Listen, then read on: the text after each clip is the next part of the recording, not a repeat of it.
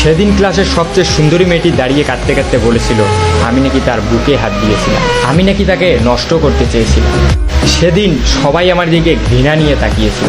ক্লাসের প্রায় 80 জন ছাত্রছাত্রী সবাই আমাকে খারাপ ভেবেছিল। সবাই মেয়েটির কান্না ভেজা কণ্ঠ বিশ্বাস করেছিল। আমার সবচেয়ে কাছের বন্ধুটাও আমার থেকে দূরে চলে গিয়েছিল।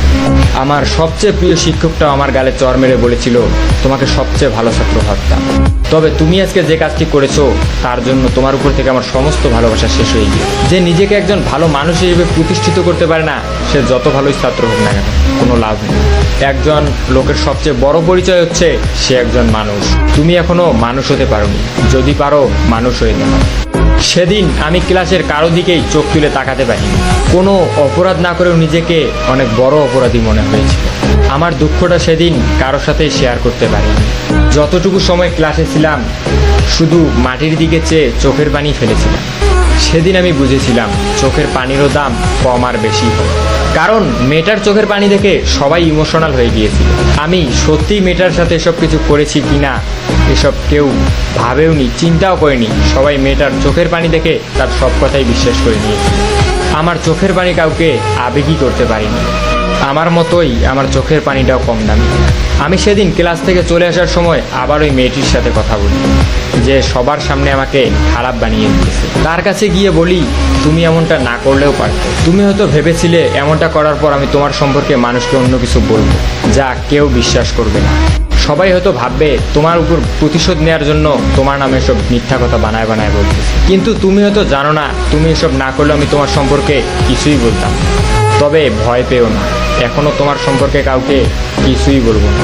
যে মানুষটা সবার সামনে আমাকে খারাপ বানিয়েছে আমি তাকে সবার সামনে খারাপ বানাতে চাই না। কলেজ থেকে বাসায় ফেরার পথে যখন দেখলাম সবাই আমার দিকে তাকিয়ে আছে, তখন আমার বুঝতে বেশি একটা অসুবিধা হলো না। আমার খবরটা হয়তো এলাকার সবাই জেনে গিয়েছে, তাই আমার দিকে এভাবে তাকিয়ে আছে। আর এসব খবর তো অলওয়েজ বাতাসের মাধ্যমে ছড়ায়, আমারটা হয়তো সেভাবেই ছড়িয়েছে। যখন বাসার সামনে গেলাম দেখি বাবা আর মা দরজার সামনে দাঁড়িয়ে আছে। এটা হচ্ছে আমার সৎ মা। দেখেই বুঝলাম হয়তো তারা কলেজের খবর জেনে গিয়েছে। তখন আমিও সেটা বুঝতে পেরে আমি বললাম বাবা আমি কিছু করিনি। তখন বলল তুই যদি সত্যিই কিছু না করিস তাহলে তোর সম্পর্কেই বললো কেন? তোর ক্লাসে তো আরও অনেক ছেলে ছিল, তাদের সম্পর্কে কই বলবো, তোর সম্পর্কেই কেন বলবো? তুই এসব করেছিস জন্যই তোর সম্পর্কে বলিস। একটা মেয়ে কখনো তার মান সম্মান নিয়ে মিথ্যা কথা বলবে? মিথ্যা তো তুই বলছিস আমাদের সাথে। সৎমা যখন আমাকে কথাগুলো বললো তখন আমি চুপচাপ দাঁড়িয়েছিলাম, মাটির দিকে তাকিয়ে চোখের পানি অঝরে ফেলছিলাম। কি বলবো কিছুই বুঝতেছি না। কিন্তু হঠাৎ করেই মা বাবাকে যে কথাগুলো বললো এগুলো শোনার জন্য আমি মোটেও প্রস্তুত ছিলাম। মা বাবাকে বলল তোমার এই ধর্ষক ছেলেকে আমাদের বাসায় রাখতে পারবো না। যদি তোমার ধর্ষক ছেলে বাসায় থাকে তাহলে আমি থাকবো না, আর আমি থাকলে ও থাকবে। আমার একটা মেয়েও আছে, আমি আর আমার মেয়ে ওর তো আপন কেউ না। সুযোগ পেলে কি না কি পড়ে বসবে, তুমি ওকে বের করে দাও বাসা থেকে। মা যখন বাবাকে কথাগুলো বললো আমার চোখ দিয়ে শুধু পানিই পড়ছে। আমি একসময় ভাবতাম আমার সৎমা হলে একসময় ঠিকই আমাকে আপন করে নেবে। আজ নিজেকে সবচেয়ে অপবিত্র মনে হচ্ছে।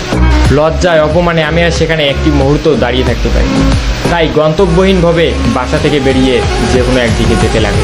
আমার বাবা একটিবারের জন্য আমাকে থাকতে বলিনি।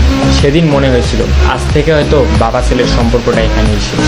এটা তবে ভালো মতোই বুঝেছিলাম এ বাড়িতে হয়তো আমার আর কোনোদিনই স্থান হবে না। আমার কাছের মানুষগুলোই আমাকে বুঝতে পারিনি, দূরে ঠেলে দিয়েছে। এখন একজনই আছে শেষ ভরসা। সে মানুষটাকে আমি অনেক বিশ্বাস করি, ভালোবাসি। সেও আমাকে অনেক বিশ্বাস করে, ভালোবাসে। তবে কেন জানি না আজকে অনেক ভয় হচ্ছে। আর সবার মতো কি সেও আমাকে খারাপ ভাববে, আমাকে অবিশ্বাস করবে? অনেক প্রশ্নের উত্তর মনেই থেকে যাচ্ছে। সেই রাতটা নির্ঘুমভাবে সিয়াম নামের এক বন্ধুর বাসায় থেকে পরের দিন দুপুরে খেয়ে আমি চলে যাই আদিবার সাথে দেখা করতে। হ্যাঁ, আমি যেই মানুষটির কথা বলেছিলাম অনেক বিশ্বাস করি, সে আর কেউ নয়, সে হচ্ছে এই আদিবা। কিন্তু আদিবার সঙ্গে দেখা করতে গিয়ে আমি যা দেখলাম তা নিজের চোখে বিশ্বাস করতে পারি। কারণ সে আজ একা আসেনি, তার সাথে একটি মেয়েও এসেছে। তার সাথে যে মেয়েটি এসেছে সেটা আর কেউ নয়, এটা সেই মেয়েটাই যেই মেয়েটা আমাকে ক্লাসে অপমান করেছিল। কিন্তু আমি বুঝতে পারলাম না আদিবার সাথে মেয়েটার কিসের সম্পর্ক। আদিবার কোনো কাজিন নাকি বান্ধবী? আসলে এই পুরো স্টোরিটা আমার এক ফলোয়ার আমাকে টেক্সট করেছিল এবং বলেছিল যাতে আমি এই গল্পটা পড়ে আপনাদের শোনাই। অ্যান্ড গল্পটার সেকেন্ড পার্টও আছে। গল্পটি ভালো লাগলে অবশ্যই আপনার বন্ধুকে মেনশন করুন, চাইলে শেয়ারও করতে পারেন। এই ভিডিওতে 5K লাইক এবং 500 কমেন্ট হলেই ইনশাল্লাহ দ্বিতীয় পর্ব আসবে। সো আজকের মতো আল্লাহ হাফেজ।